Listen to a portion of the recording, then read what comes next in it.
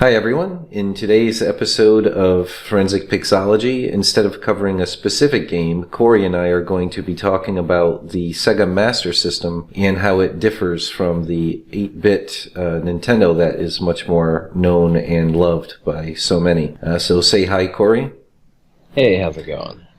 And so let's, I'll just let you dive in and start talking about some of its how its graphical abilities differ from that of the 8-bit Nintendo. Yeah, during the time that these systems were out, I mean, if you happen to be someone who saw both systems or saw games on both systems, it wasn't always clear that the Master System had a lot more power. Maybe not a super significant amount more power, but people might not have, you could say that it wasn't fully utilized, but the whole idea is people kind of looked at these systems and said, oh, well, they're basically on par. Right. The Nintendo was more popular, had better and more developers, and that's the system obviously chosen by most. But if for anyone interested in designing or creating art for games of this type or mimicking these constraints, it is very important to know the exact technical constraints from an art perspective, the main key things to keep in mind for these two systems. So and just as someone interested in retro games, even for those out there that are not artists themselves, it's really fascinating sort of look into the history of the two consoles, how they competed with each other, and it's just great proof that the power of the hardware has very little to do with the success of a game console, especially back in the day, because it really did seem very much like they were just sort of on par. But like you said, that's very much because there were so many fewer developers for the Sega Master System, and the developers that were there would spend a smaller budget to develop the games because they knew they're going to sell a tiny portion of the copies that they would have made if they were developing on the Nintendo system. So small budget because they know they're not going to make as much profit. And then similarly with the cartridges, while the Master System had a lot more graphical power, to really put great use to that additional graphical power would have also taken more memory, and that would have meant potentially much more expensive cartridges, which again would have eaten into the already drastically smaller profit margins that a Master System developer would be working towards in the first place. So it's a really fascinating from that point of view as well. And it really is a shame. It shocked me when I started doing research to find out how much more graphically powerful it was, because most games, I could tell that it did have a graphical edge, but it seemed like a fairly mild one. Until I learned the reality. And now we have, in our research for this video, we did find some at least a couple of really good examples of just how much more powerful graphically the Master System was than the 8-bit Nintendo. I'll shut up now and let you get back to, shall I bring up the images, the guide images you had created? Yes. Okay. Absolutely. All right. Okay, so these images here are example art that is included with ProMotion that I created a while back. Mm-hmm. The idea here was to create a composition of a game that sort of represented each system. So we have an example here that is the NES version. That's what this is in front of us. Right. And then I basically took the same art and tweaked it. In fact, I'm not exactly sure which one I made first at the time, but to give an example of the same game if it were created for each system. So this would be the Master System version, and you can see immediately that it looks a little different, and you may not be exactly sure why. But once you understand the technical constraints, you'll see exactly what's going on. So the first obvious, well, maybe not so obvious if you're looking at screenshots. If I zoom in, maybe. Right.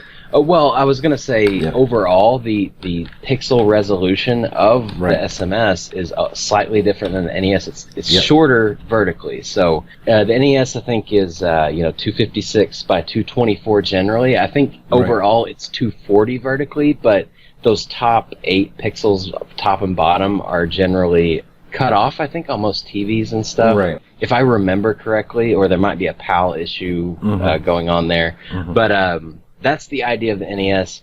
SMS was 256 by 192, a little bit shorter vertically, so a little bit less resolution. But due to that, it fit a little bit better the 4:3 aspect ratio. Right. So pixels were not stretched as wide and stuff on screens at the time. So you could, I don't know how much people took that into account when making the graphics, but that is a factor. It's a slight difference.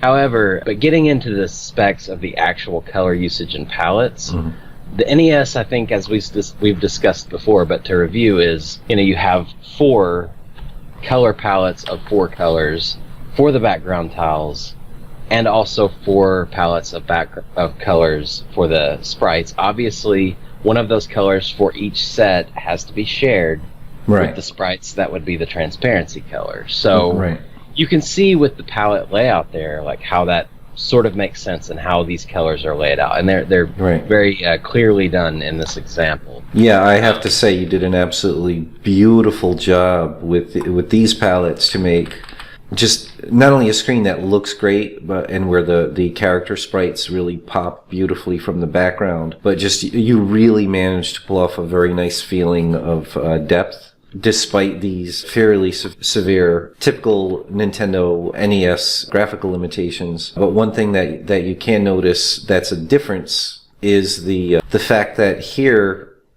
because you have to have that shared color with every tile set 4-color palette, you chose black, which was extremely common in 8-bit Nintendo games, and you put really good use to it. But you can see one of the side effects of the increased graphical power of the Master System is you don't have to do that. You don't have to have a shared color, and the tiles aren't broken up into palettes the same way.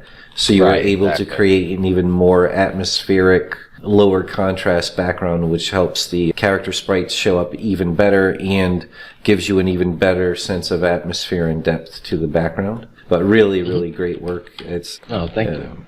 Yeah.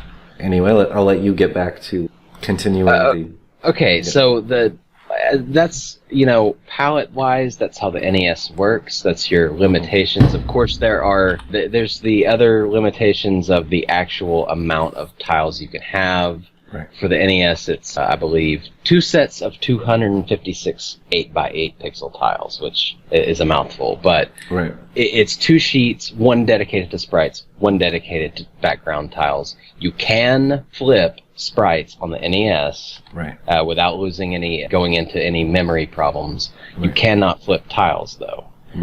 So those are the key features you have to keep in mind. Now, the SMS has some similar qualities, but a lot of differences. So with SMS, getting into the palettes first of all, you have overall what would seem to be the same number of colors, but they're used totally differently. You have 2 16-color palettes.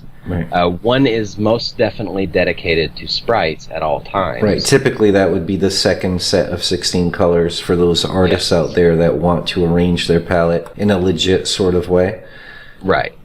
So that would be this whole bottom row here is all sprite colors. The other really important thing I think you're about to mention is how many colors the sprites each sprite can display.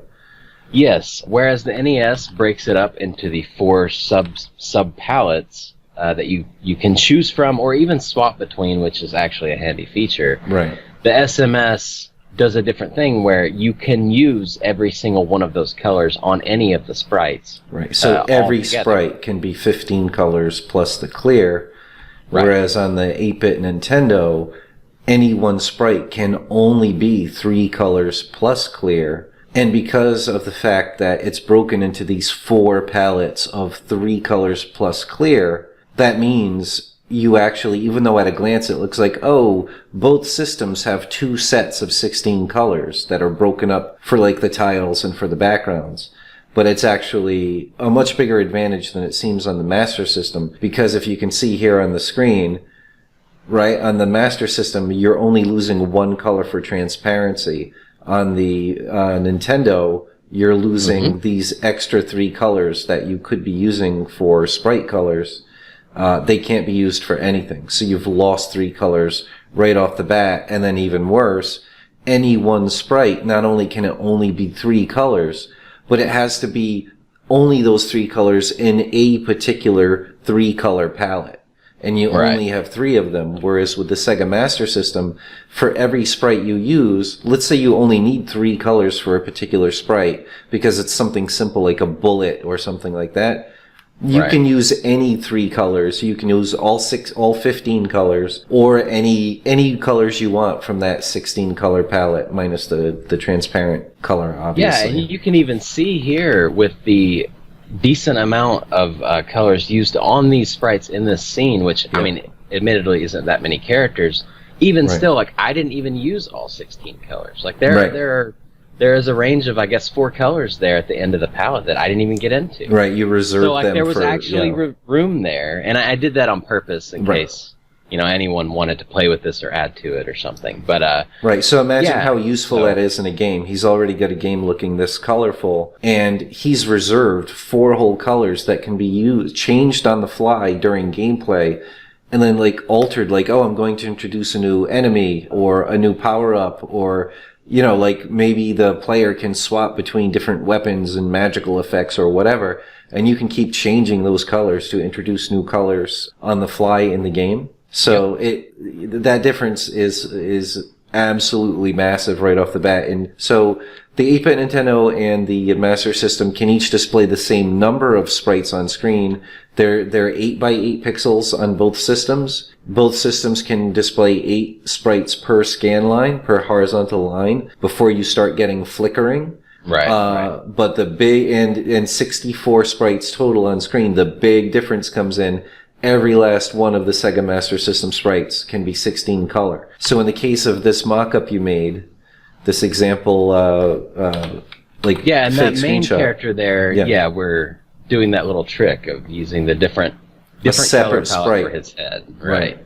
Whereas with the Master System, you don't need to go that particular route, so it doesn't matter how this character is broken up into the different sprite tiles, so to speak. You can just use any of all 15 colors anywhere you want. So it just, that red color could have existed anywhere in his body, or, you know, I mean, design-wise, you got to think about whether you want to do that, but that's the idea. You have that capability, so. Right.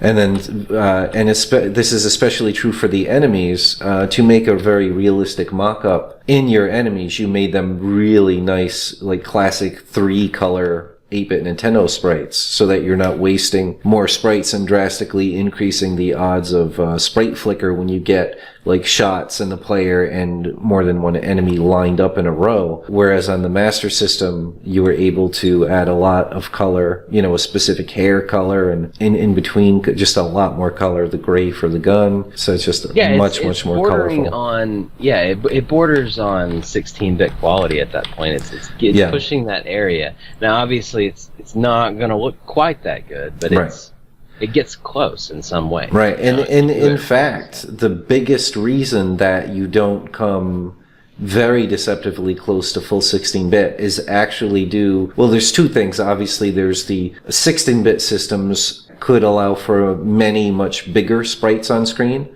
Right. But even like the Mega Drive or the TurboGrafx 16, you were still dealing with 16 color sprites. And then the other thing is, like, the full-blown 16-bit systems, they had a bigger total range of colors, or color fidelity. Like, if you look, like, this down here is the total number of possible colors that the Nintendo was capable of displaying. So it could only display something like 28 or something like that at a time.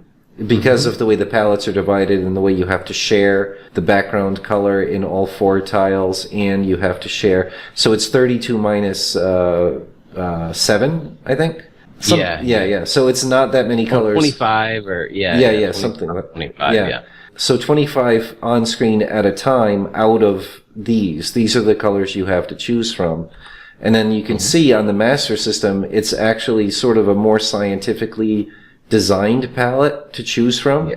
And there's more colors, and you can use more of those on screen at a time because you didn't have those redundant, forced duplicate colors and those extra transparent colors. Right. And then, like, the one last thing I would point out, like, this game could come even closer to looking 16-bit or having even more visible color and variety and detail on screen, because every tile, just like every sprite can be 16 color, every tile can use its full 16 color tile palette. And so, like, literally, like, if we wanted to put graffiti on the wall of, like, any of the 16 colors can be all over the place. So you can get extremely 16-bit looking. Yeah, this environment here, I mean, I was trying to keep a similar look to the NES one when I designed it. But yeah, you could take this way further and start mixing these colors more to create a much more pleasant scene, much more complex color-wise scene if you really tried, you know? Yeah. So there's always that option, and we are clearly going to see examples of that coming up. Yep.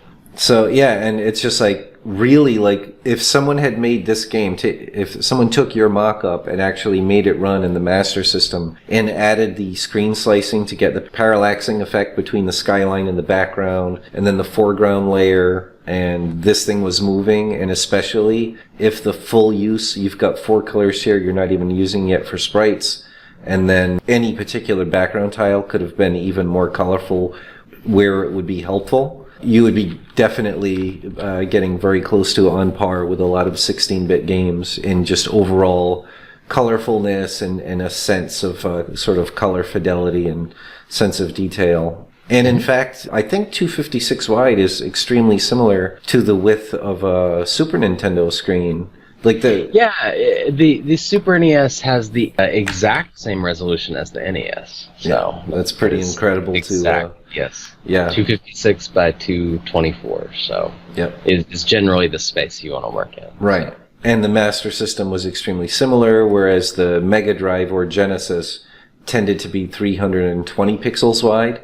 Although for some real fancy games that really use a lot of power, they did a little trick, like some treasure games, like during certain boss battles where they needed to move an immense amount of things on screen to do like crazy tricks with 3D style perspective or giant modular bosses. They would kind of discreetly shrink the width of the screen and then, you know, like fade in the boss fight or whatever, and then bring back out the width of the screen to the, I think they did that in Contra Hardcore for the Mega Drive. I can't remember. Oh, that wasn't Treasure. That was who does Contra? I can't think. Konami? Yeah, I think so. Contra? Yeah, I think so. So I may have seen that in a Treasure game or two also. But anyway, the point is, in general, that was like the other little leg up that, aside from just drastically more sprite power, the other big leg up that full-blown 16-bit systems had was just more memory to spare and more sprites. But anyway, more tiles, more sprites. So. Another thing worth mentioning is, since I did mention the actual tile memory limits of the NES, the SMS is a little bit similar with the amount. It kind of works a little differently, though. You have a total of what would seem to be the two 256 tile sets. However, with the SMS, it's kind of all one big set lumped together, minus 64 tiles because I guess of a constraint of just the high color images and how much they could actually fit into the memory. Yeah, I would assume because each tile can have 16 colors, there wasn't as much memory to go around. Whereas with the 8-bit Nintendo, it could store more tiles because any one tile was only using 3 colors in the background, or basically 4 colors. So that makes sense. So it's that trade-off. You're getting a lot more color options with your tiles, but now you have fewer tiles to go around. Yeah, and a couple of quick things. You know, the NES had the capability of flipping sprites, but not background tiles. The SMS is the exact opposite. You can flip background tiles, both X and Y, horizontal and vertical, but you cannot do it with sprites. So it created an extra limitation inadvertently where it's like you have to be careful how you use sprites. You can use any amount of the tiles in memory for background tiles, even to the point of all of them. Right. If you wanted, if you were maybe say creating just a nice splash screen or something, or tile or screen. entire games like we're going to discuss soon. Yeah. But also, like, the sprite number was still limited, I think, to 256 total that you could use. But that it gave you that flexibility of, like, say you wanted a scene where you needed to put more into the environment art and less character sprites or whatever, or vice versa. It gave you a little bit of flexibility there to swap between those. Right. The NES had no such thing. It was clearly divided, a hard limit between the two things. Right. So these are the differences to keep in mind, and I think that covers all the main basics. So. And it is sort of good to think about or keep in mind that, like, it seems when I first heard that, like, that was a shocking decision that they made, that you can flip the environment, like the background tiles, but not sprites, because in the vast majority of games you're going to want, like, characters and objects to be able to face the other way, and it's a massive memory waste to have the pre-flipped art for your character facing the other way, wasting. You're like doubling the amount of tiles that you need for your character animations. And that sounded absolutely terrible to me at first. Go ahead. Sorry. I think we did forget to mention, you can't do this with the sprite palette on the SMS, but with the background tile palette, you have those 16 colors reserved just for background tiles, but you can also draw background tiles, any 8x8 background tile in any space, using the sprite palette as well, swapping. That's amazing. I'm not sure if you can swap between them on the fly. That may be a possibility I never thought about. Yeah, I'm sure you can. Yeah, you probably can. Yeah. But that also gives you the ability, like, I mean, there's this extra sprite hindrance of not being able to flip sprites. However, generally SMS, you could potentially create some really amazing, beautiful environments if you really worked at it. Yeah. You have way more tiles than the NES, way more color usage. You could go pretty crazy with it. Lots of examples of people not doing that. Right. You could literally have a 32 color environment on an 8-bit system where every last 8x8 tile can have a full 16 color palette, as opposed to the 8-bit Nintendo, where now you have any 16 by 16 pixel area can only have a 4-color palette, and even with that 4-color palette, there's only 4-color palettes that a tile can display, and each of those 4-color palettes shares one of those colors. Right. So the difference in how high color and high detail you could get an environment to look is pretty amazing, especially considering on top of all that, you can horizontally and or vertically flip your environment tiles. So if your art is designed carefully, you could get an insane amount of extra mileage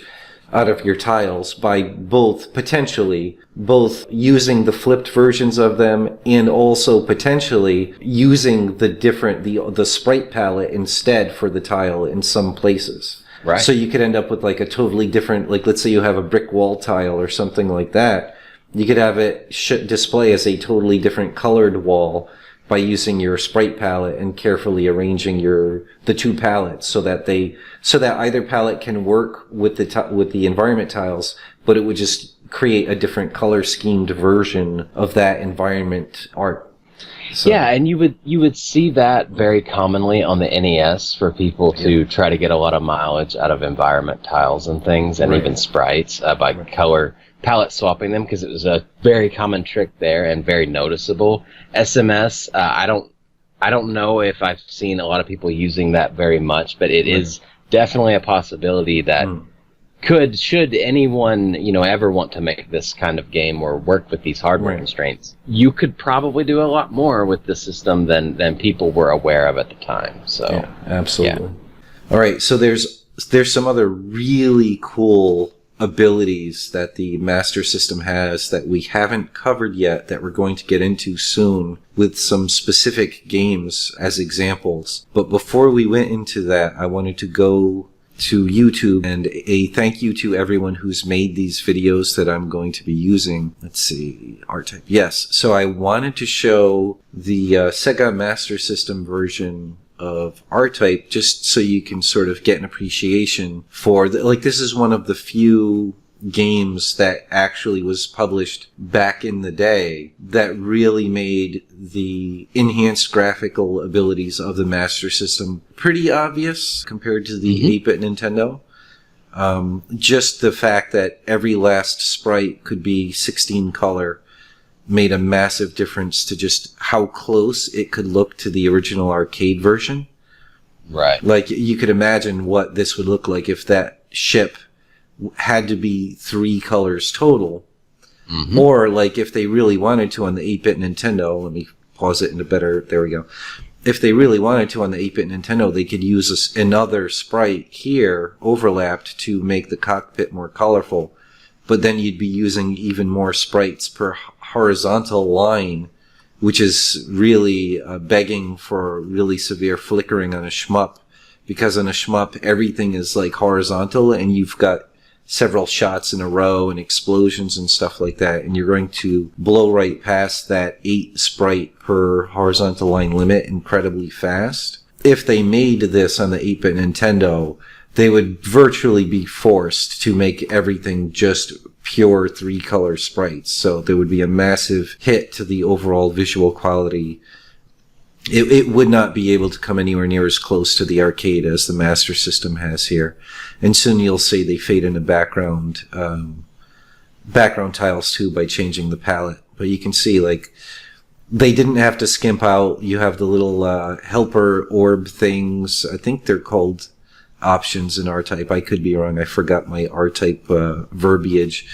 But you can see every last thing can have its own nice, very 16-bit feeling range of color to it. You're not limited to 3-color objects for everything. So it was a very impressive port from the arcade in the day. Yeah, and even still, with this game having fairly small sprites, which might give it a bit of the same 8-bit quality you might expect from the NES. Even still, first off, that is this game in general. I mean, this game is made that way, so it works for this game. But yeah, you get into those individual sprites. I mean, you see all that extra depth and color immediately. It's so obvious, and you see these nice use of these background tiles and things here to really pump up this environment. I mean, it's I dare say it even could have looked better than this, But even still, like, it's pretty impressively different than pretty much any NES game. Right. It's like we were saying, if like any studio that was working on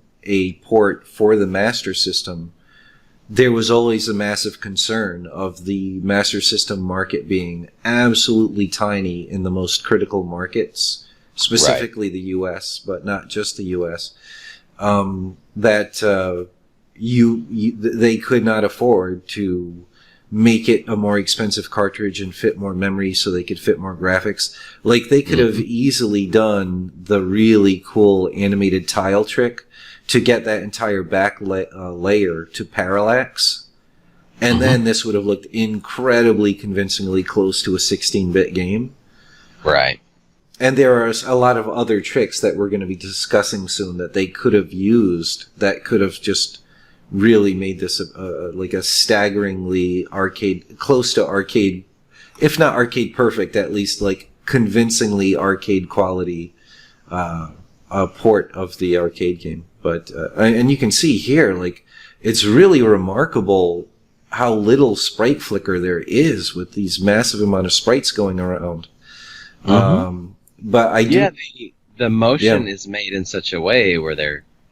Yeah, I'm not sure exactly how they're pulling that off, but it seemed pretty impressive to me. Yeah. Yeah. Like, look at this. Like, here, there's definitely. I noticed some flicker when I was watching this video before, but that is still a very impressive amount. Here you can see when it loops around, you start to get the occasional flickering sprite. But, you know, like the 8-bit Nintendo literally wouldn't even have a chance to display that many, especially because each thing is more than 3 color. So they'd have to double up on sprites. So this game, again, they weren't making the cartridge, they weren't making like a double memory size cartridge and weren't spending as much time as they could have if the market for a Sega Master System game were as massive as the market was for an 8-bit Nintendo game. And despite that, they were able to make something drastically closer to the arcade. In fact, in our quick research before making this video, it looks like they never actually made a port. And they made a port of R-Type to everything. There's even R-Type for the Commodore 64. So it says something to me that they did not bother making an 8-bit Nintendo version of R-Type. But apparently someone like a hobbyist had a go at it. So this is not, and you know, thank you to this person and kudos for your effort. But you could see the sort of compromises would have to be made to make the... I can't even remember the name of the ship. How dare I? There's a name for the R-Type ship. I can't think of it right now. But you could see, you know, that there's just a massive loss in general. You know, it's just really going to look very far from the arcade version when your sprites have to be 3 color.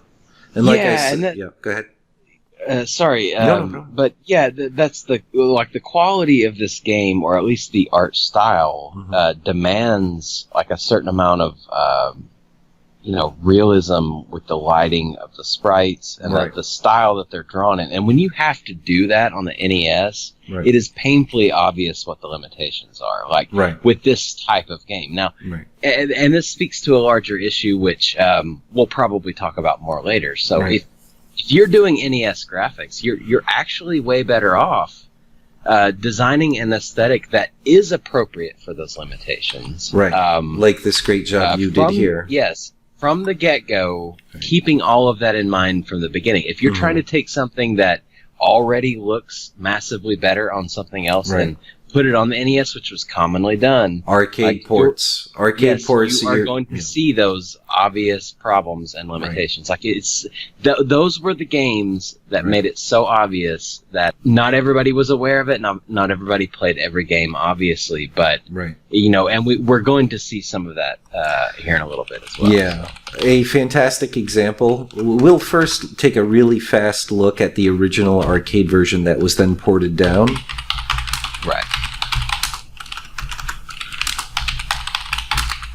So let's take a look at good old Altered Beast. So here's the original arcade version. Okay. And you can see the number of colors was very impressive in the day. Surprisingly, even though the System 16 arcade board could definitely have handled it, they didn't add any parallax, which surprises me. But very high level of color. You can see they're putting full use to the 16 color sprites.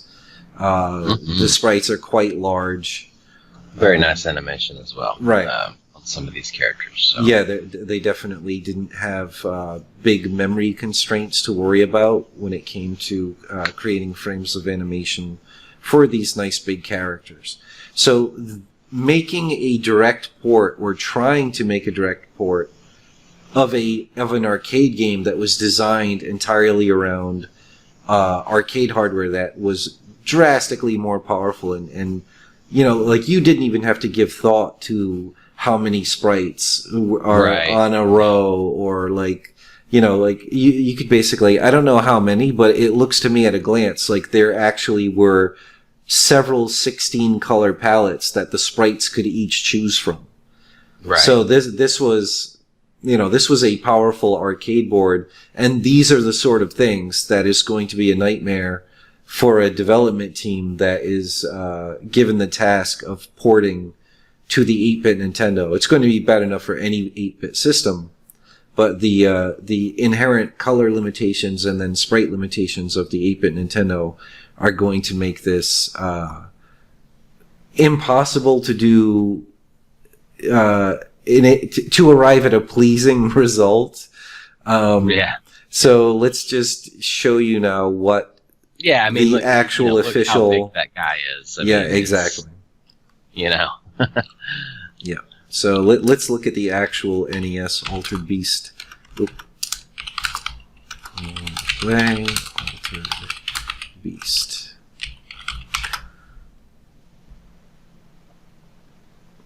Alright, that's not it. Here it is. Apparently this is the Japanese version. Oh man. Yeah. Sorry to laugh. And don't get me wrong. I love the 8-bit Nintendo. The vast majority of my favorite 8-bit games, and a lot of my artistically favorite retro games and 8-bit games are on the 8-bit Nintendo. Yeah, this is not laughing at the 8-bit Nintendo, and it's perfectly fine for a console to have limitations. The quality of the games and the artistry with which people created games around those limitations is infinitely more important. But not only is it the end results of this port effort is funny, but it's also even this is not entirely the fault of the weakness of the 8-bit Nintendo's graphical abilities. This is just not a well done port. Like some really bad decisions were made throughout.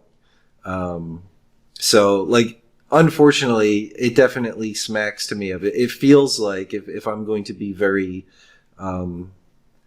unfriendly to these developers or the publisher I've never met, it seems to me like Sega didn't care so much about the end resulting quality of the game, and in fact, it kind of makes sense.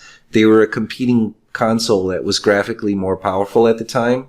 It would have been a bad business decision for them if they if they licensed for there to be an 8-bit Nintendo version of the game, and that it wasn't obviously inferior to the 8-bit Sega Master System version of the game, which we're going to see soon. I'm sorry, this is... I know. It is comically... The first level is the worst, too. You'd think they'd put their best foot forward, but no. But anyway, just since this is... I still can't... We looked at this before, but like I still can't understand this gigantic HUD at the bottom. Like, is there some real reason that it had to be so big? Like, it couldn't be that. No. Like some sort of.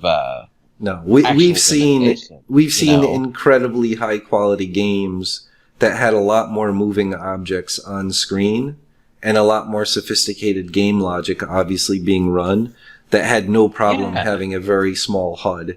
So, I mean, you can look at, like, there's a shmup called Legendary Wings that had 2 players, with a lot of enemies flying around and like bullets and stuff like that ran just fine and did not have a giant HUD taking up a third of the screen. That literally is maybe slightly, that's like a literal third of the screen, maybe more. But then just some of the decisions just really, like, not only just aesthetically, like obviously this was not a top-notch team that was given the task of making the port. But when you have situations where you've got the weakest of generic enemy, these zombies, and it's especially funny with the headless ones, like they've got this budget of sprites for the height of a character, and your hero is this big, right? But because it's already very small, I mean, he looks like a little, what was it called? Muscle Men? Yeah. In the 80s, those muscle men, little rubber action figures, pink rubber action figures. He already looks like a little muscle man action figure instead of an actual human-sized hero. But then even worse, they use the same exact amount of sprite-size real estate for the weakest enemies, so they look drastically bigger and stronger than him, especially when he transforms into the werewolf. So he's supposed to get bigger and stronger and be an intimidating werewolf, but he actually shrinks to become a werewolf because now they have to fit in the werewolf head and the pointy ears. So he actually shrinks. He gets a little thinner and and seemingly less beefy shorter, and So he gets fatter when he's still human because the head height doesn't change and there's no pointy ears to compensate for. Mm-hmm. But you'll see that he's really getting puffy now. Which, I mean, that's funny even in the original arcade, but this is especially funny. That's true. Yeah. Like, he looks like he's wearing one of those sumo wrestler fat suits. Look at this. He looks like a roasted chicken that's on its side with like strangely long legs. But yeah, so like some really bad just decisions. Or look at that. That's the weakest enemy. That it's supposed to be a tiny little zombie with no head, and he dwarfs the hero. Right. So there were some really just bad palettes for the tiles and the sprites. Bad decisions with how big to make things. Like, it just makes him feel even more like a little tiny muscle man figure when even the weakest of enemy dwarfs him in size. Mm-hmm. Yeah, and this speaks to like sort of the larger issue of like, okay, obviously, like we have to at least guess in this instance where they really just wanted to get out a Altered Beast with the title port of this game on the NES. Just for money reasons, easy money. Get it out there, easy money. Right. Obviously, they weren't too concerned with the quality. I would say not even just from a publishing standpoint, but the developers themselves weren't. They probably were just doing this as a we got to get this done. Right. But again, this is a case of this game was clearly designed with much bigger characters, very high, nice arts. Well, fairly nice art style. Certainly. A decent, powerful hardware. You have this type of game and you're trying to put it on the NES. Right. Like, this is kind of what you get when you were literally trying to make the same game. Right. Like, they could have actually got creative with this and said, okay, yeah, it's Altered Beast for the NES, but maybe we're going to make some different design decisions. Right. Maybe we're going to, like, tweak the art style a little bit. Right. Things like that to really bring it to life on this system, despite those constraints. Right. There are maybe possibly some examples of people doing that in the past. Sure, I can't think of any offhand, but they did not do that with this game. They were clearly trying to make the exact same game, and this is the result of that. Yeah, they're a game. They're a game franchise where the 8-bit Nintendo version is drastically superior to the 8-bit Master System. But again, this is because it was a AAA franchise. Specifically, I'm talking about the Ninja Gaiden series. So you had the original arcade game, which was completely different from the franchise that they created. Suddenly it became a pure side-scrolling platformer, very challenging action game. And it was a brilliantly made game, and with a top-tier team programming and doing the graphics for that game, that franchise. And it was superb, despite the graphical limitations. And because you had a more experienced, more skilled team, probably with a bigger budget and more time to work on the game, you end up with a drastically superior game, despite the massive difference in graphical power between the two systems. And I gotta say, they literally did make an entirely new level and monster you turn into and boss that is not in the arcade game. But it's just this team. I'm going to be bold and guess that Sega licensed this and gave an extremely short amount of time and small, tiny budget to this team that probably was willing to do it for that price because they were very entry level to make this game for a quick buck off of the people that had the gall to buy an 8-bit Nintendo instead of an 8-bit Master System. Like I said, certainly from a marketing point of view, it makes sense that you don't want to spend extra money to make your competitor's version of your game look even close to as good as it looks on your own system. But getting to that, the point is, you're at a massive disadvantage if your goal is that you must port as close to the arcade version as possible in graphics and gameplay design. In those cases, the 8-bit Nintendo is at a massive disadvantage. Yeah, and I did think of one example of this done well. Yep. We all know the game Final Fight, Mm-hmm. the classic arcade, Capcom, and everything. Yep. There was a game after Final Fight, hit it big, became popular, was released on the Super NES and everything. Mm-hmm. There was a game, and I think it was either the last or one of the last NES games ever released by Capcom called Mighty Final Fight. Yeah, I was trying to remember. This is a perfect example. It's not the greatest brawler in the world, and this is them taking into account the limitations of the NES and making a game based on its hardware. It's Final Fight, but it's a very stylized, different version of Final Fight made for this system. Right, so they inherently chose They chose a cartoony style so that suddenly there would be a totally different range of expectations for the aesthetic, for the animation style. Now you could go chibi, so your characters could have recognizable faces but not be giant sprites. Suddenly the reduced number of colors works perfectly well with the cartoony style. Now cell shading, basically a black outline and a single color for the skin tone suddenly is perfectly acceptable. And now, remember, this is Capcom, so they were less concerned about things like flicker, obviously. And it's obvious in this game, but they still were intelligently saying, okay, this is an NES game. We're going to try our best to embrace these limitations and do the best we can with this, right? We're doing...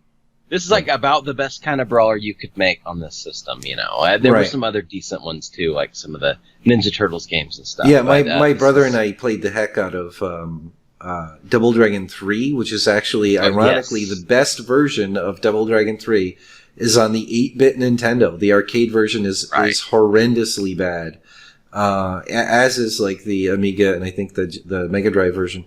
But it is extremely difficult. Most people luckily, my brother was ridiculously good at video games, so we actually were able to beat it most of the times we played it, so we enjoyed it quite a bit, but that was its one downside. It was ridiculously hard, but it was still a decent game, high quality, a decent number of moves. The fact that you could do a somersault over enemies and grab them around the neck and send them flying was a lot of fun. But I was always a huge fan of Double Dragon 2 because it's just got really nice graphics and gameplay, nice music. The only downside to that game, I thought, overall, design-wise, is it had these weird little sections where you had to do some sort of platforming to get through the levels, which did not make any sense for that type of game. I agree. It was a bad decision, however, if you can get past that little flaw, which... it is a big deal, but if you can get past that, very enjoyable game. Yeah, that's always an unfortunate thing when designers. It's like the variant of what I call the Christmas list style of game design. More isn't necessarily better, and it's a shame. And this is the same thing in movies. I'm thinking of specific movies right now, but. It's a shame when you're watching it and you're going, wow, if they left out all of this stuff that they thought they needed to add, it would have been a much better game. In the case of Double Dragon, it would have been a better game if they had literally left that stuff out. Right. You know what I mean? The side-scrolling. Yep. It doesn't fit. And a fighting game does not need to be long. It needs to be fun and have a lot of replay value. You know what I mean? Right. So, but anyway, I don't want to...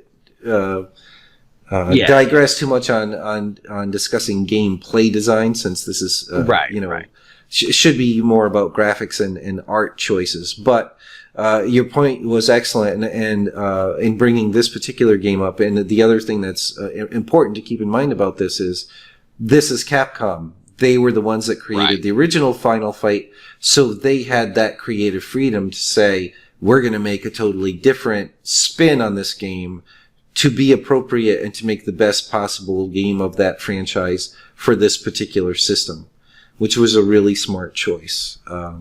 Which, again, they could make that smart choice because they were the creators. They were the license holders, basically. They owned, I guess you could call it copyright on that particular thing. So let's get back onto Altered Beast before people forget what the 8-bit NES version looked like. And now I want everyone to see what the Master System... Okay, so Sega Master System 1, play Altered Beast.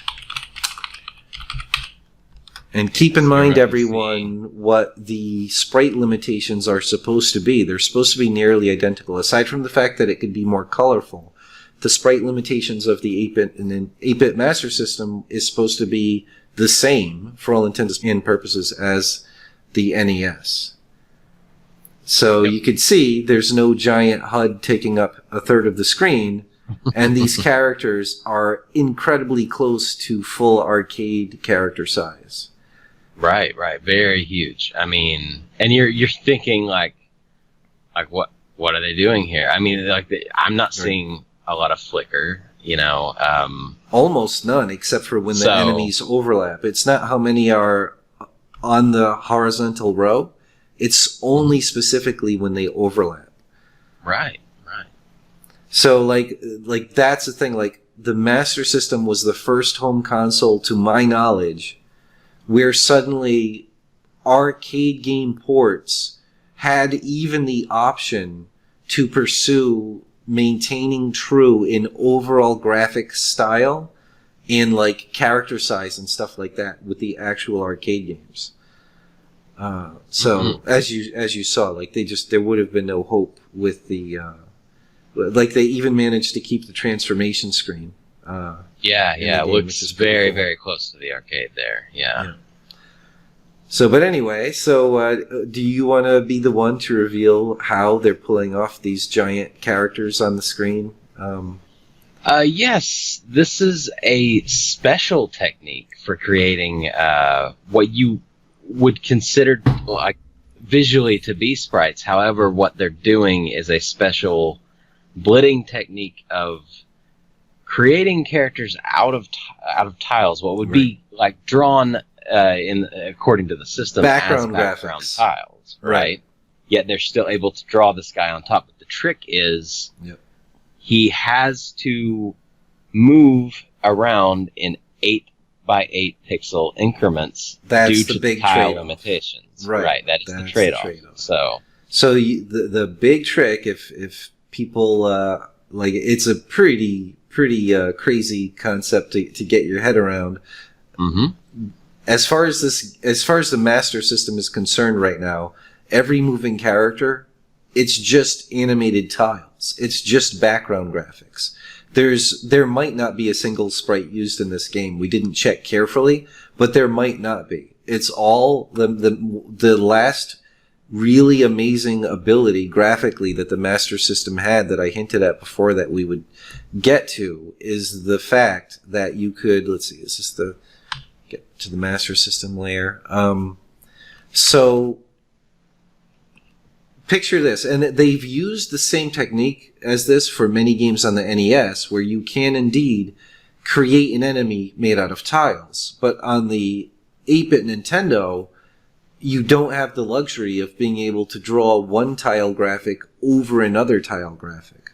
So that's what makes the Master System so powerful in this regard and able to pull off this trick so well, is that it actually allows for multiple blits of multiple tile images into a single tile spot. So in the case of Altered Beast here, what you're seeing is the Master System will draw the graphics for the background tile, and then it's computing the position and what frame of animation the character should be displaying, like where they are, what frame they're displaying.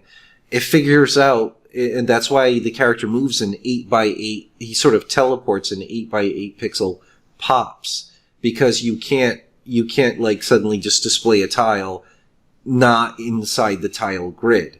So, so it's computing, okay, where would the tiles be for this character and what graphics data should be displayed? So it draws the background and then it draws the character tile right on top of it. but in the transparent area of the character tile, you can still see the original background graphics that were drawn. And what really shocked me, like I've known this for quite a while that it was capable, but when I was reading about the abilities, it said that you could do a double blit, that you could blit the background and then blit something else at the same time, which was already pretty amazing. But we've analyzed this and another game we're going to show soon, and it clearly is capable of doing a triple blit. So there are many circumstances you'll see in the upcoming game where you actually have the background and two different very large characters all overlapping in the same spot, and all of the graphics is being perfectly displayed. So, yeah, just really impressive. I think you mentioned this before, and I don't... Yep. I'm assuming this is going on with this game as well, is the idea here is one of the trade-offs of doing this technique is that your color... We spoke about the color limitations and how sprites use all of these extra colors. I think if you do this, you are limiting yourself to a single 16-color palette for the entire, the characters you're drawing with this technique and the background combined. Right. So the reason for that I can explain better here in ProMotion, since we could sort of play with graphics. But you can see, so we have this 16-color palette, which is typically used for the background, but any background tile can decide to use the 16-color sprite palette instead if it wants to. The sprites all have to use the second 16-color palette. However, if you're going to be creating your characters out of the tiles as well, in theory you could use the sprite palette for those tiles as well. But the problem is you're trying to do a double or a triple blit, and you want the background to show where the transparent areas of the character is. So let's say this character are made out of tiles, and you want the background to show.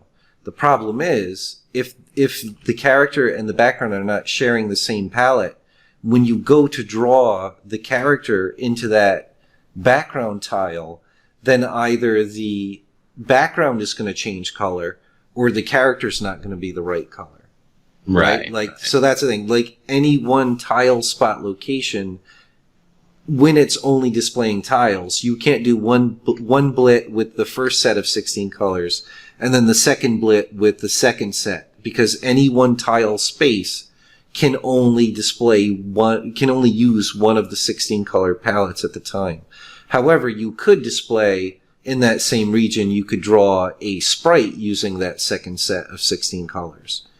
But we're talking about games like in the case of Altered Beast, they're using all tile blitting. So that was the other compromise that they needed to work around.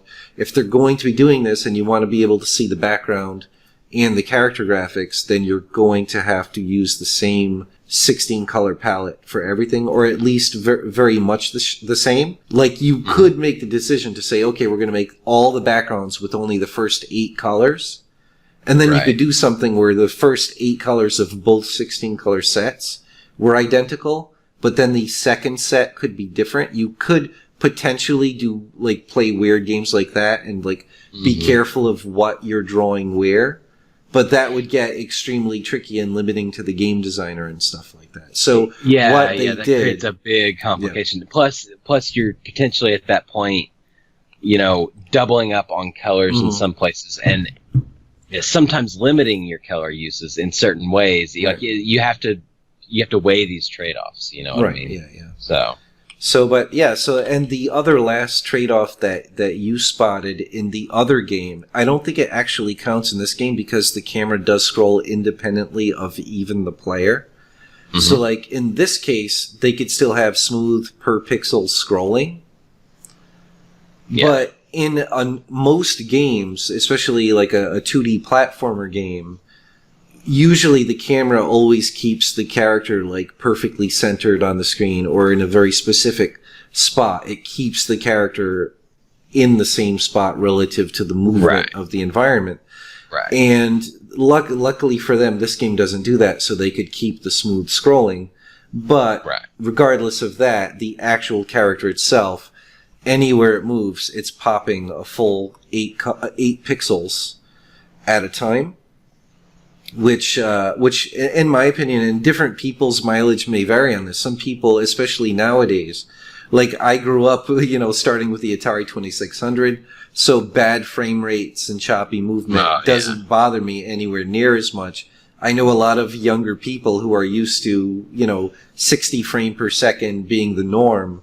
They're much more put off by it.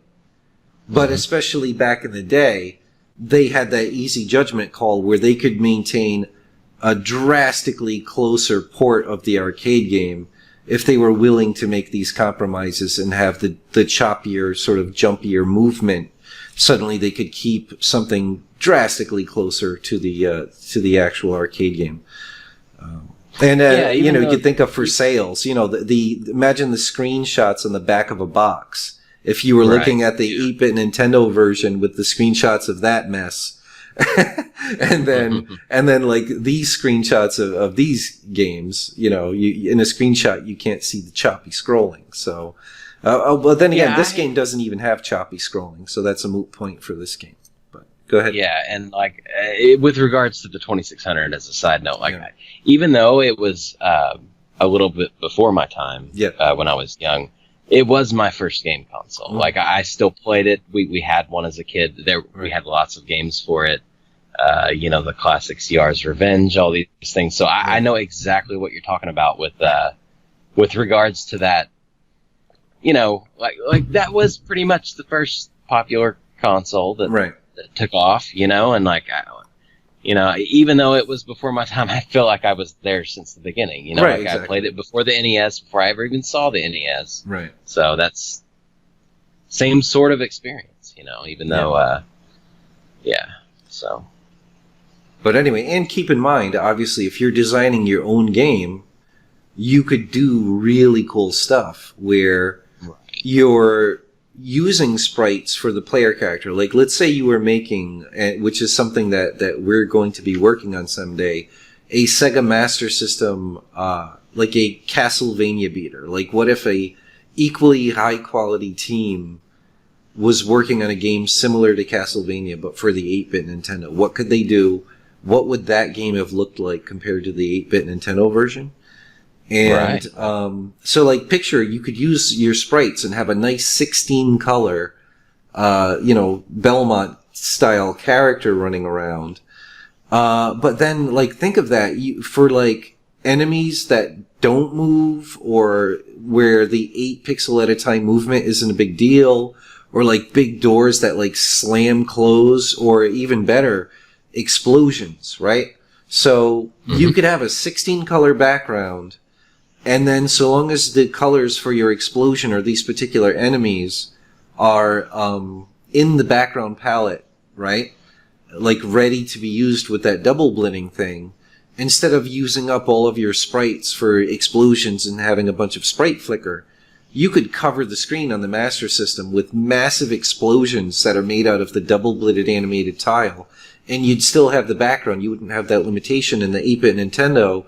When they did stuff like that, you would have a black outline, black border around everything, a rectangular. You'd see where the tiles are when they used animated tiles to try to create like a big enemy or something. Mm-hmm. Right? So you could do that on the Master System, and it would be the perfect crime. You wouldn't see that it's tiles because you would still see the background, and you would see the nice magical effect or explosion or really large enemy. So really, really powerful system. It's just a shame that there were far fewer studios and they had a far smaller budget to be able to really show off most of the time what the system was really capable of and how much more powerful it really was. All right. Do you want to go into Golden Axe, which is using the same methodology? Yes, absolutely. I don't think they even ever bothered making a Golden Axe for the Nintendo, right? I certainly don't remember one. No, they didn't. They didn't even want to go there, I don't think. Yeah.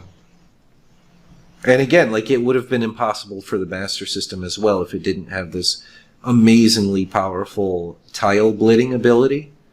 Like, this is Right. another game. If they tried to handle it with all sprites within that extremely limited to 8-bit sprite abilities, this would, like right here, you'd have so much flicker, you wouldn't see anything. Mm-hmm.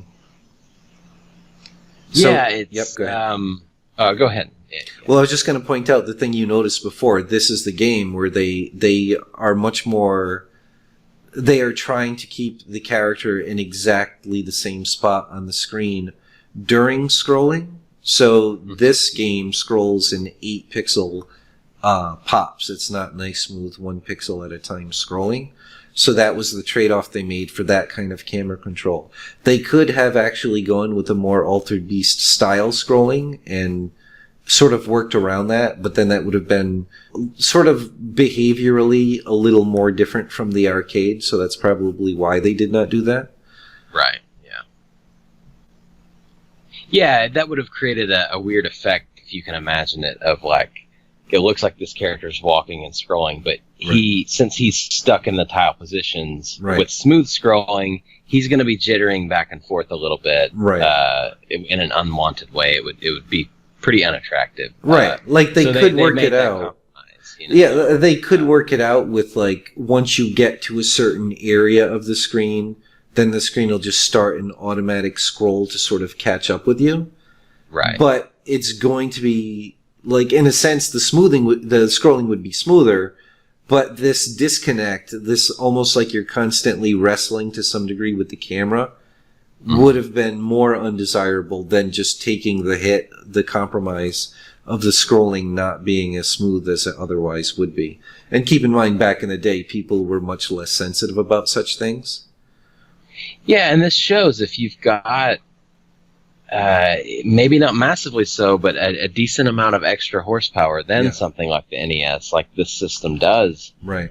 You know, this is so close to the arcade. I mean, yes, you can tell it's a downport. Right. But at the same time, like, the characters look remarkably close to what was done on the arcade in so many ways. That's exactly the phrase that came to mind. At the time, this would have been remarkably close.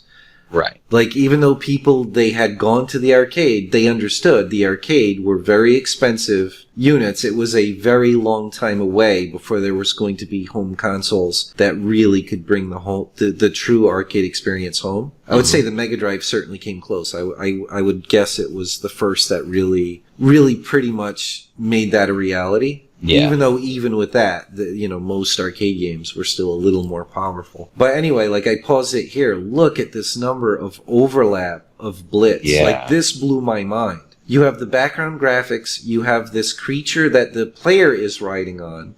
You have another one of the creatures. And you have this enemy. And they're all over each other. They're dogpiling all over each other. And there's no flickering, and there's no, like, it's just pretty amazing.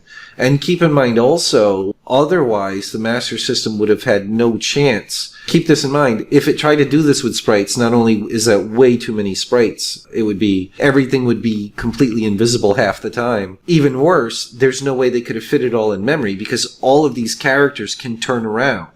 And you would need all of those graphics pre-flipped for all of these characters, like, in both directions in memory at the same time.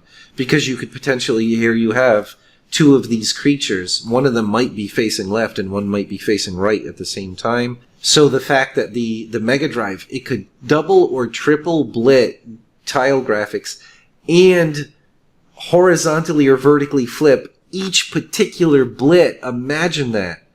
So, like, it's blitting the background graphics, and maybe that is not flipped. And then it has to blit the monster that the player is riding, and maybe that is flipped. And then the player that's sitting on him, that's going to be flipped the same way, theoretically. But then maybe there's an enemy over all that is also not flipped. Like, it's pretty amazing the amount of just raw tile blitting horsepower that the Mega Drive had. And I have no idea. We didn't do a lot of research, so it is possible that this game and maybe even Altered Beast had, like, one of those helper chips, a little processor in the cartridge itself to give it even more processing speed to pull this off. That's very possible. I'm not sure. We didn't look into that. But the important thing is even that would not have been possible if in general the Master System wasn't already capable of it. A helper chip would just allow it to do more at any screen update, to do more of them. Right. But yeah, that's for 8-bit, that is some really startling level of graphical power. Yeah, and they even, and I'm assuming using this same tile blitting method, they even made the extra effort of keeping the HUD so close to the arcade, like in the same spot. It would have been so tempting and easy for them to just do the typical, we're going to do the black strip at the top or bottom. Any other 8-bit system, any other 8-bit system, even a lot of 16-bit systems, they would have gone that route and just made a black bar on the top and the bottom, or at least one of the two, to just make it easier and less taxing on performance and memory to provide the HUD information, and then you're updating and scrolling less of the screen for the gameplay. But the Master System was so powerful, if you were willing to make that compromise of the 8-pixel movement at a time, suddenly you could just come remarkably close to the arcade in overall. Like literally, they could have been porting down with an automated process the actual arcade graphics, and then just having the artist just remap stuff and touch it up to the slightly lower resolution and to the lower color depth. But like, that's really remarkable. Like on the 8-bit Nintendo, there's just no chance of that for like an arcade port of a game like this or Altered Beast. Like, you're so much better off just making a new game based on that franchise. And I am noticing, though, after looking at the HUD for a minute, like, it's got that flashing quality. I am wondering, though, if that is actually, like, the only actual sprites on it. Certainly could be. Like, it could be. Like, it almost looks like they are using a slightly different color scheme than any of the characters or background stuff. So that could be the case. They're just... Right. That's how they use their sprites, maybe with a few other limited things in the game. But I mean, it is a nice way to do it, clever way to do it. And it keeps they were working very hard here to, like, if you saw a screenshot of this or even saw this working and animating, like you would be like, hey, that is Golden Axe. That is the arcade game. Or as close as possible. And yeah, I mean, comparing this to the NES is insane when you think about it. Yeah, so pausing it in this moment, you can see how, while it is remarkably close for the time, you can see these trade-offs that they had to make. You could see that their background, they made sure they didn't use a lot of tiles for the environment because they were going to need a ton of tile graphics for these large characters, these large dragons. And then because the environment and the characters, the quote-unquote sprites, needed to share the palettes, they didn't have a ton of color ranges to go around. They obviously wanted to reserve the most for the player character, so you ended up with like fairly unsmooth blending and this really bright highlight on this dragon here because they didn't have enough colors to really add a smoother range for the blues. Yeah, he's pretty shiny with that result. So. Indeed, looks pretty oiled up. Oil up your dragons, prepare for battle. Shiny dragon.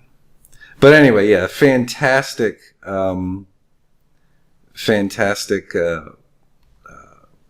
power that allowed for. It's kind of ironic. This going off of graphics for a moment. It's unfortunate. Like, the system was so powerful that the biggest compromise that was a hit in quality versus the actual arcade was not the graphics.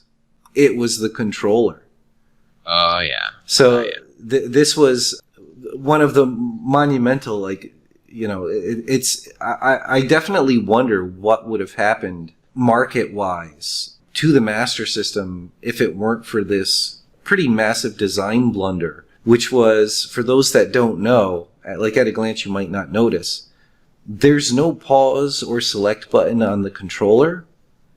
You literally had to press the pause button on the console itself to pause the game.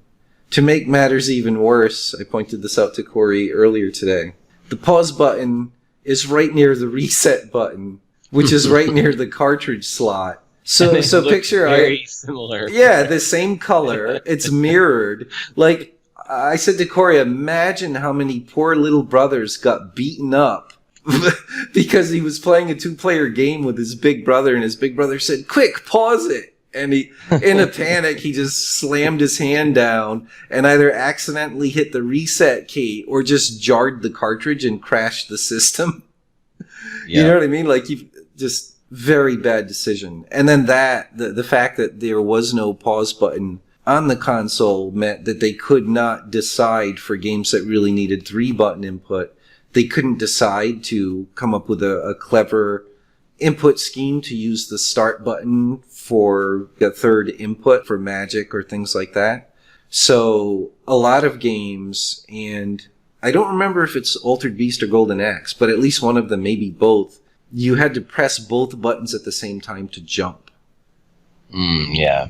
So like that's a really big hit to the overall gameplay, just the overall fun factor. You're going to have this awkward control system. You're going to accidentally not jump a lot when you want to. You're going to attack instead.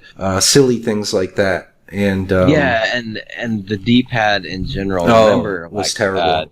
The D-pad we all know and love today was most definitely, at least with regards to gaming, invented by Nintendo. So this was such back in the day that Sega was. Maybe even legally forcibly so, and I'm not sure the exact details, but they did something different with their D-pad, and it was a huge detriment to the system. Yeah, it was spongy and inaccurate. You were going to be jumping a lot accidentally or ducking a lot accidentally. If you had the misfortune of running into a game where, let's say, pressing down or down on either angle would make you stop moving and duck, then you were in trouble because you were going to press those down angles accidentally all the time when you're just trying to walk. Or like I said, very often up would be jump, and you'd be jumping a lot accidentally because of the inaccuracy and sponginess of the D-pad. So that was definitely the weakest aspect of the system. Was nothing to do with it was competitive or superior to the 8-bit Nintendo in graphical abilities. Its sound was on par. I don't know if it wasn't noticeably better or worse to me, other than the fact that there were many much better music composers for the 8-bit Nintendo. Right. But as far as actual frequency of sound and fidelity of sound, it seemed pretty similar to me, but I did not research that, so I don't know for sure. But in general, most ways it was superior or on par, but the controller thing was a massive mistake. And when you combine that with the fact that it just had far fewer games, especially like AAA quality games, it has like this system itself, and one of the reasons I like talking about this system and highlighting it is it's a bit of a tragedy, you know. It is very sad that had a few different decisions been made regarding the way that controller is and things like that, you know, just getting the right companies on board for making games for it. I mean, what a world, what an alternate universe it might have been had Sega actually won the entire console war right at the beginning with this system, but it obviously didn't happen. You know, we all saw how it went. If they had done the controller right, and they didn't have such a smaller portion of the market at first, and Capcom and Konami were attracted to the drastically superior graphic ability of the Master System. Oh, yes, yeah. That would have been really bad news for Nintendo. Luckily for them, they make a lot of great games themselves and did back then. But it would have been a very different console war if those things had happened. Not that I'm rooting either way, but it is a shame in general that such a capable console ended up so underutilized. There are some really fantastic games for the system, and some AAA developers really did care, which now would be a good time to go into one such game that really shows the remarkable. I'll show the bootleg first of the Aladdin for the NES. This game, I think, was made basically by hackers or bootleggers. Let's see if we can find it. NES unlicensed Aladdin. So, but remarkably good job, remarkably decent job in making basically a port of the 8-bit game from other systems and making it work on the 8-bit Nintendo. They actually put the extra work in to use 2 different sprite palettes for the main character to make him not just a 3-color. He's nice and big for a NES game. He's a very good sized sprite. You can really see the limitations of the tile palettes. It's quite monochrome, but it looks like the gameplay is very solid for the port, and they kept the character size quite nicely, and the smoothness of animation is quite impressive. So yeah, this is not too different from what a Disney license itself may have looked like on the 8-bit Nintendo. Like a AAA Nintendo developer could have done better still, but this is a decent approximation. Right. So, yeah, this is decently well made. I gotta say, like and this obviously was made possibly long after the fact of the lifespan of the NES and things like that. Right. So, you have those extra time advantages of looking back and maybe spending more time on things than an actual developer would have been able to. Right, but learning from the tricks and maybe even stealing code from some of the best later generation games that... But even still with that in mind, it's like, it's running on the hardware. This shows what you really could do on the NES. Right. But, as we'll see with our next example... Let's go to Master Disney System. Actually, they did make an actual Aladdin Master System game, so... And if there's a game that's going to show you how close to 16-bit the Master System was capable, this is going to be the one. Like, as far as actually published games in the day. Oh, yeah. Very impressive. So I'll skip ahead to the first level, which is... the most impressive of all of them that I saw while scanning through. So, yeah, this is. So,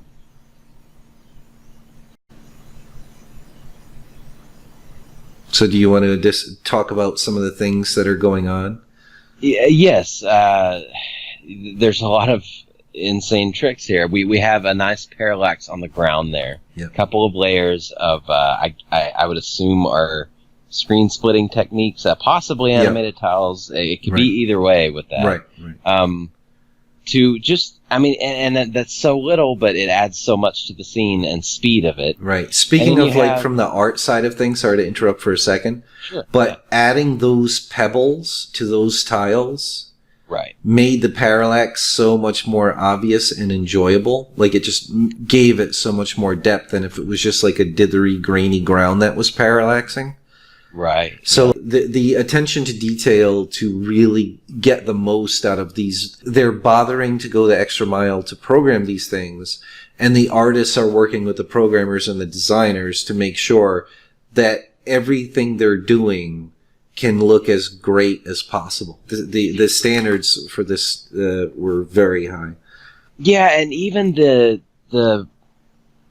very nice use of color in not only the sprites but the backgrounds, because this is a very limited color palette on this system. I've been working with it to an extent, and I can tell you it's very difficult to get this kind of subtlety of color, and they've done it here. Right, a nice atmospheric feel, low contrast background, so the main sprites pop off nicely. You look at that. This main character has a near pitch black outline, if not pitch black. Look at the color back there in the background, because he's made out of sprites. He doesn't need to share the same 16 color palette as the background. So the background has its own 16 colors. You can see that these colors are not identical to the colors in his skin, which would have been the case in things like Golden Axe, right? Right. And because they were using the tiles instead of sprites. And look at the stroke color. It's actually a dark grayish color. And that really helps create that sense of depth and atmosphere and makes the game more readable. You can just see what's less important, what can you interact with and what you can't. And then the last, really going back to the technical tricks they're doing. Yes. Let's point out this amazing parallax effect on the walls here. Oh, it's the end of the level. Hold on, let me back up a bit. We'll come to the walls again. You can explain what's going on. This, yeah, if you're just paying attention to the foreground, you might miss it, but look at this back alley and how we have this sort of 3D effect, really, which is very strange to see in this generation of consoles, Sorry, it's so hard to scrub through the timeline. It's just teleporting all over. There it is. But yeah, so animated tiles to make this whole wall scroll at a different speed to create the illusion of what's called full dual playfield mode, which is, until later generation 8-bit games, it was pretty unheard of, which I'm sure this is a later generation game. But you have this fantastic whole other back layer scrolling at a different speed. And then what Corey spotted, which is especially amazing, is they also used animated tiles all the way up here and here to literally make these walls, the sort of cross-section view of these buildings, actually animate in perspective. Keep an eye on those, and I'm sure this is going to go badly and it's going to teleport too far back. Yeah. But so here it goes. As that scrolls, you can see one wall disappears in perspective and the other one gets wider. Here it comes. Like perfect vanishing point. That is amazing. And I gotta say, that's the sort of artistic touch that using those technical tricks really speaks to the quality of the developers here. Like, not only were they treating the Disney license with a lot of respect, as Disney would expect them to, with the characters and all of that stuff and designs showing through, but they're also taking the extra time, even in this fairly simple type of game here, to give that extra effect just to polish it to that degree. It didn't have to be there, even to make this fairly attractive, but they did it anyway. And it shows, like, if you take those extra steps in time, or maybe they had the extra budget, I'm not exactly sure, but it was obviously a level of care that, might have gone unnoticed, and there are plenty of examples of people not taking that time or energy or having limited time, but and that's often the case. And one thing that's interesting here, and this is sort of goes into like sort of the secret, the sort of behind the scenes decisions and sort of politics or sort of marketing concerns that go into how a final product ends up. And so you'll notice in this game in particular, the very first level puts an amazing foot forward. It is incredibly impressive. It is up to extremely high standards, both artistically and in its technical use of trickery, to really come incredibly 16-bit quality, to really reach that 16-bit, really approach that. And then the second level, we have a similar thing where there's some really nice parallax. And as Corey noticed again, look at the same exact thing with this amazing three-dimensional effect on the edges of these rooftops. Fantastic stuff. But then I think that's the last you see of it. So the first 4 minutes of gameplay, you have that. So it's not like the artistic quality in general dropped to a massive degree. It's the same artist doing decent work, but you'll see suddenly there's no more parallax in, I think, the rest of the entire game. And it's very possible what happened was that early on, the development team needed to convince Disney to let them either have or keep the license to make the Aladdin game, Or they may have been in negotiations to get even more Disney licenses. So they really, really needed to impress Disney with the current project they were working on.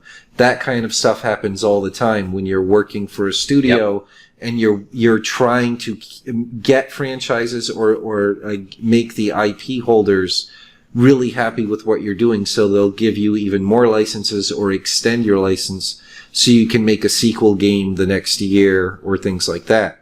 So they had a certain budget for the game as far as development time, as far as paying the programmers and paying the artists, but they also had a budget for the cartridge size, right? And these kind of effects, this extra code and extra graphics like the animated tiles, it takes memory, and that was extremely expensive back in the day. Mm-hmm. So, these are the kind of reasons why you'll see a game like this, and the first few levels will have some breathtaking effects that really took a lot of extra time and care and therefore money. But then those effects, and it's really a shame. If the team could keep the same budget of time and memory, they could have easily had some beautiful parallax going in every last one of these interior and cave levels. They could have had animated color cycling for the gold and all kinds of fun stuff that the Master System and these artists and programmers were clearly very capable of. But as you can see, this could have looked so amazing. They could have done a screen slicing effect to have a heat wave effect, and then some color cycling to really make that, just really make the whole screen feel really hot and give it an amazing atmospheric effect. But anywye, it's still a very high quality game. But yeah, it's still very high quality. However, even in this level, I mean, look at these weird, tiley, jagged rocks, at the top and bottom.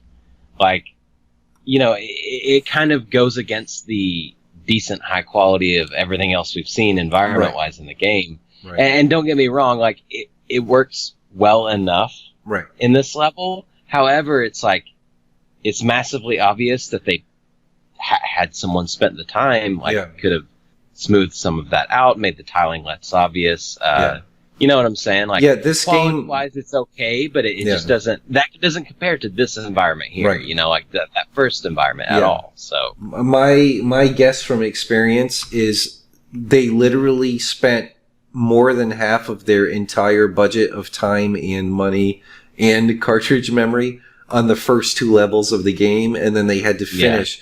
Sorry about that really bad video playback problem. I have no idea. This video is corrupt. It plays the back that way every time for this level. I'm sure the real game didn't do that. It's just some kind of glitch of this video in particular on YouTube. But anyway, my point was that you could tell that they blew all of their budgets, memory, money, time, early on, which I'm sure they needed to do. And I'd much rather it be there just in the first two levels than not there at all, because it's really a wonderful testament to just what the Master System was capable of.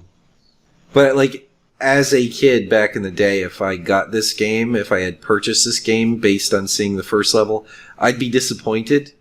Especially since even back then, as in my early teens, I was very mindful of game design and pixel art and stuff like that. So I would have, it would have irked me that the first two levels had such amazing effects and art and that the rest of the game didn't. You know? And that, that is the sort of problem that, if you look for it, you're going to see that across all types of game development, not just back in the day, but even today. This dives a little more into the game design and not so much just game design, but constraints, time, money, energy that people spend on games.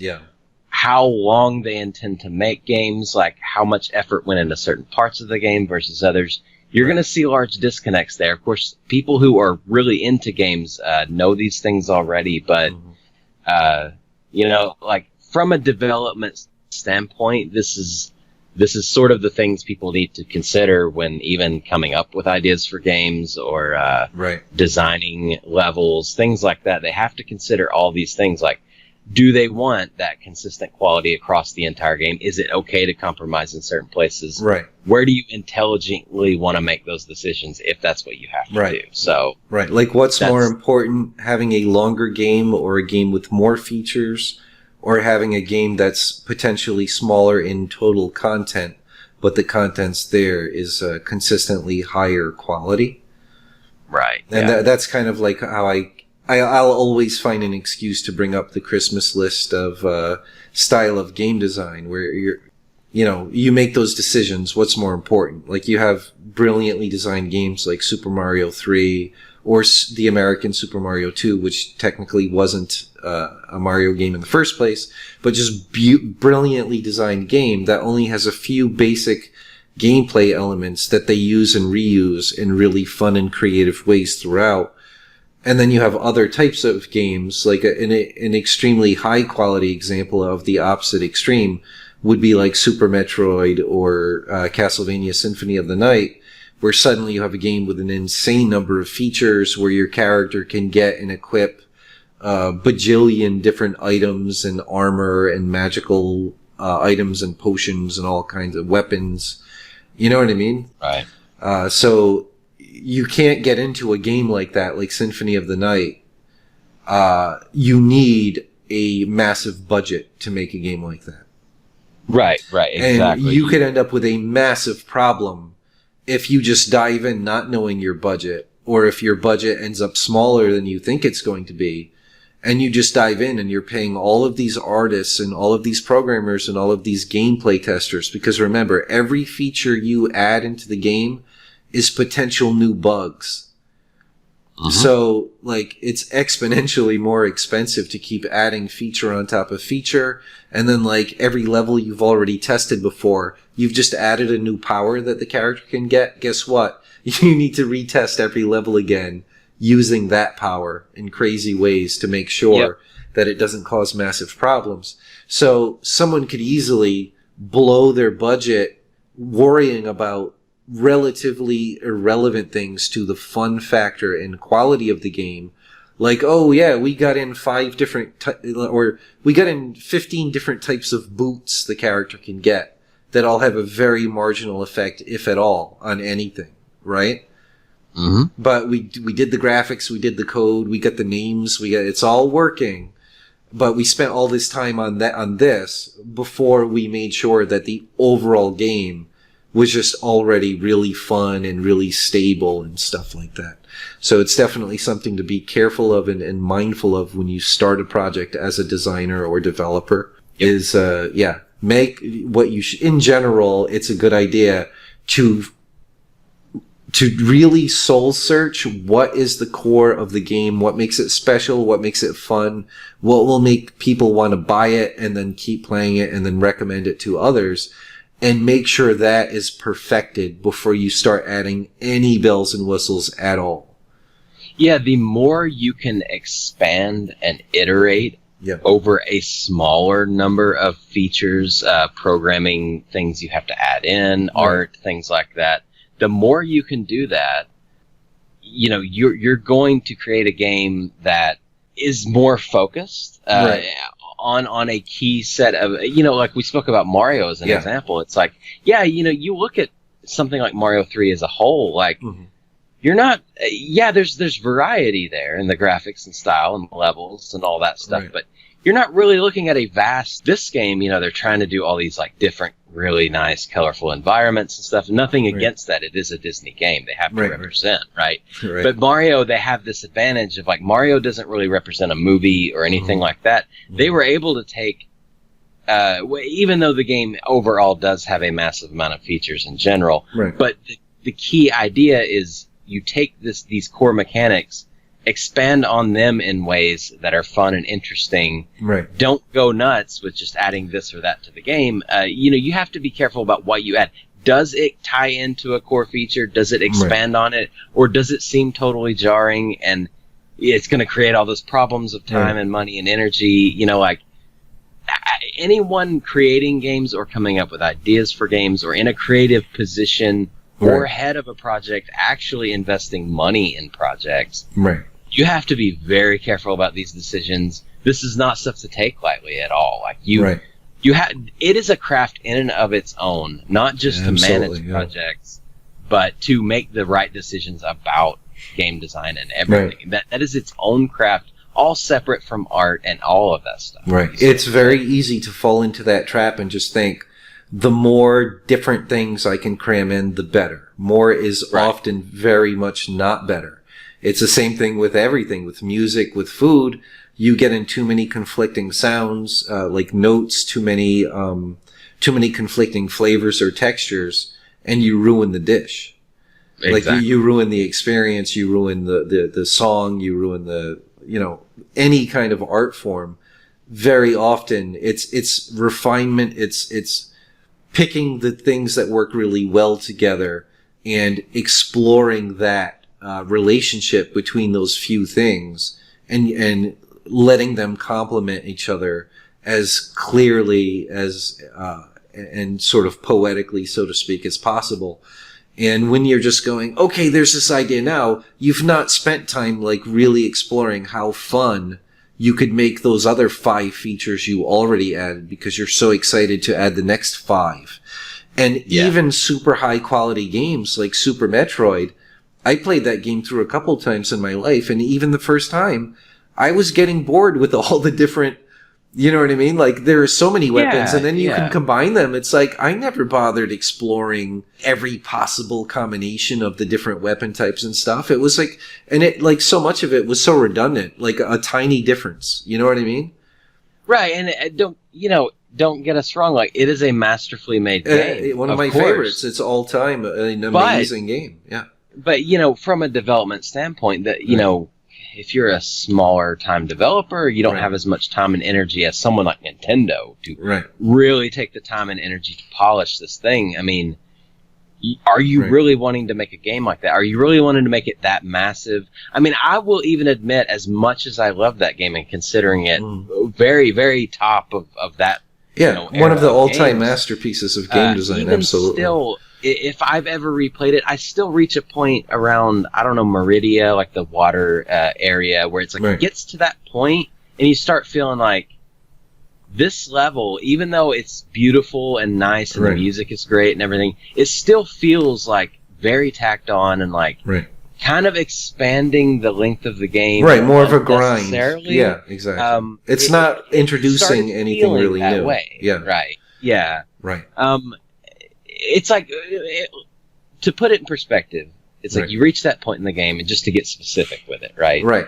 The whole thing you kind of get in that part of the world, or that makes you explore that part of the world, is the gravity suit, right? It lets you walk underwater and behave underwater the same as you would out of water. Right. Now, that seems cool from a design standpoint, and it is like an interesting creative idea.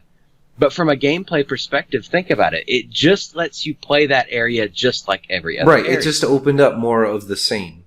Right. So you're not really doing anything new there. Right. There was that split-second concept where you go, oh, that's cool, and now I have more area to explore. But now they've not necessarily introduced new, fun ways you can use the abilities you already have. Like, that's the brilliance of some games like Mario and stuff, where it's like, in general, you're running, you're jumping, you're bouncing, right? And then, like, just by how they arrange the levels, where the enemies are, where the hazards are, oh, this is a moving platform, or this or that, you get levels that can be fun in incredibly different ways, and can challenge you in incredibly different ways, even though you're using the same very small range of gameplay things that you've already become very used to. It's related to that concept of the most addictive games are easy to learn and hard to master. Yep. Like, it's just, you introduce these core things. You make sure as a game designer that you've tested and iterated and perfected these core elements of what really makes your game. And what makes your game should not be a giant list. Like any game, especially one with a budget, or if you're an indie developer, and you're doing this on the side and you can spend 20 years making your game, just adding more and more stuff onto it isn't necessarily actually adding more real value to the game. And it's almost certainly not going to be the thing. A list of you can collect 50 different types of weapons on the back of your box or on the website for the game is not going to help it stand out from all of the other competing games. The thing that's going to do that is that it plays really well and fun.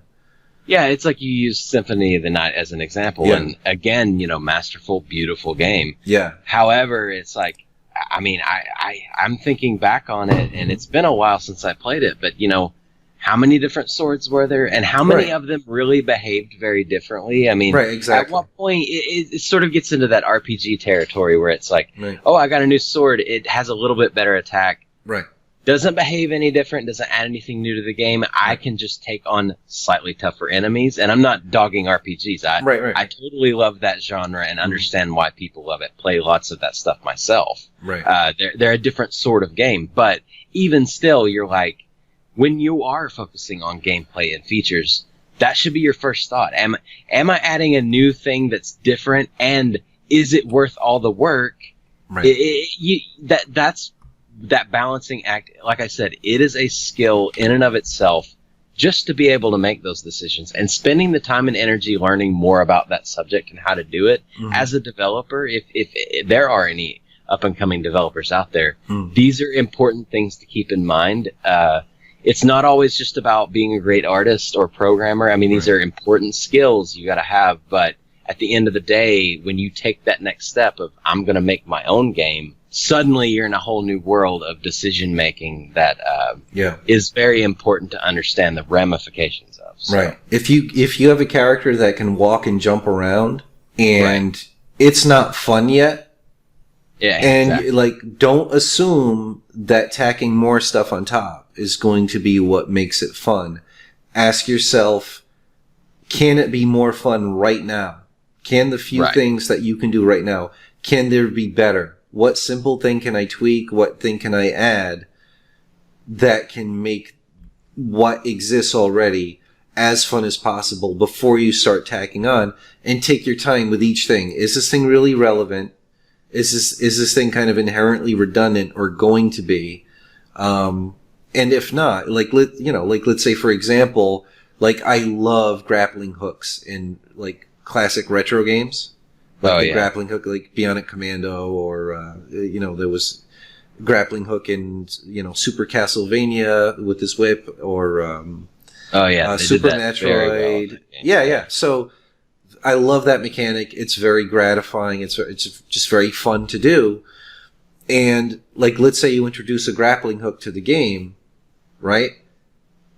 There's so many different ways a grappling hook can behave. The way you input it, the way the physics kind of act, the way all of these aspects to it. So if you're going to add something that changes gameplay that much to your game, really take your time with it and make sure you've explored and you've got the most fun grappling hook feature that you can have in your game, instead of making a grappling hook work and come up with a second idea for another style of grappling hook and actually adding that in too. You know what I mean? Having 5 different variants of grappling hook that are all kind of similar and none of them are really fun is nowhere near as good as having one grappling hook that works for all of the things you need in the game, that has been carefully crafted and tested and tweaked to be as fun as possible. Yep. So anyway, this is supposed to be an art and kind of pixel art technology conversation, so we shouldn't drag on the gameplay design thing too much, but hopefully that was entertaining for people. We covered Golden Axe, we covered I think that was pretty much everything. I think I wrote down a quick list. Let me double check it. Yeah, I mean, that was pretty much it. Just to reiterate on the idea that, when we looked at it, they never licensed, apparently, a version of an extremely popular and lucrative game, R-Type, for the 8-bit Nintendo. That very likely was a direct decision based on the weaker graphical abilities of the system. Same thing with Golden Axe, to my knowledge, and Aladdin, apparently. So keep that in mind. There's a very big difference between being able to create original IP around the limitations of that system. And in fact, even though it sounds like conceptually like, oh, the 8-bit Master System was so much more powerful, that would have unlocked the creativity of the developers, and therefore there should have been better games. Because of those marketing decisions, the control pad, budget, and things like that, the fact is that they were drastically better and more fun games, and even better looking games on a graphically drastically weaker system. Right. So that is an interesting thing to keep in mind. And also that idea that when it came to, like, if the thing that was going to decide the success of the console in the 8-bit war back in the day was arcade ports, the Master System probably would have won hands down. Right. So that's an interesting thought. You know, if it was all about arcade ports, like if that's all customers cared about, the 8-bit Nintendo probably would have been a flop. Thank goodness that wasn't the case. And we've got so many masterpieces and franchises that we still love to this day. Right.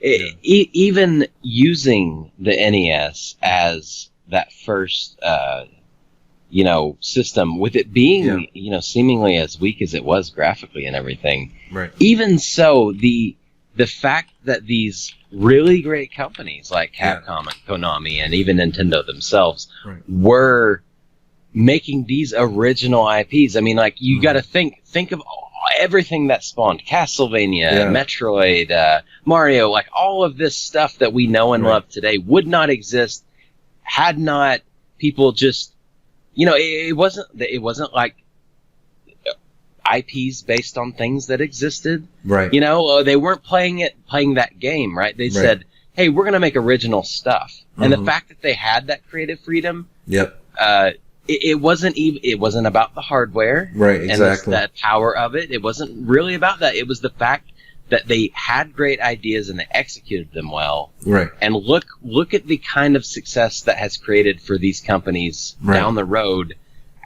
Countless amount of dollars and not just money, but prestige and notoriety. It's.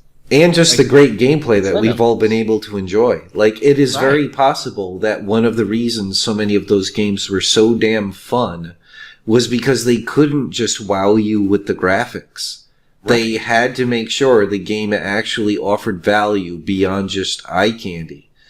And don't get me wrong, the artists and the programmers worked really well together to make some really beautiful games on the 8-bit Nintendo, but it was working within those limitations. If it were arcade ports, it would have been a very different story. And there would have been games that were way less fun, franchises that were way less memorable, but games that looked better on the back of the box or were more technically impressive. Yep. So, that's probably a good way to end the video. I think we covered it, the general topic pretty decently. Any final thoughts or okay? My final thought would just be, I know we got a little off on a tangent on game design and things like that, but